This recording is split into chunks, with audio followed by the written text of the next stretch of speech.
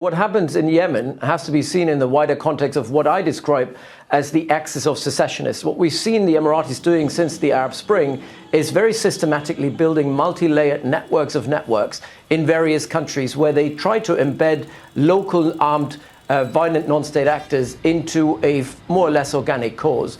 And they've been trying to do this in Libya. They started in Libya. They've done it obviously in Yemen. They've done it in Sudan. They're doing it in various breakaway regions in Somalia, most prominently in Somaliland.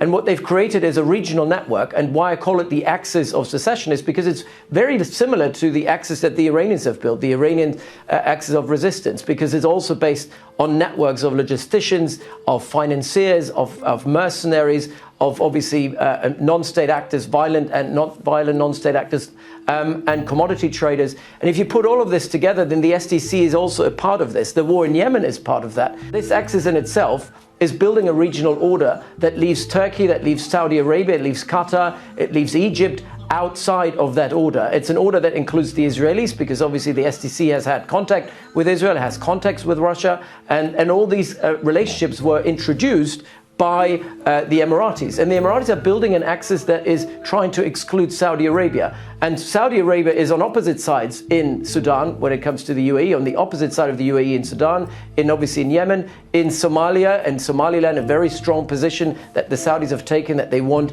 a unified Somalia with territorial integrity. But it's even on opposite sides on a lot of issues in Gaza and in Palestine. So that friction that we're seeing now in Yemen is something that is non-negotiable. Sudan might be negotiable for the Saudis because it is far away. But what happens in its backyard in Yemen is a matter of national security, and that's something where the Saudis said enough is enough.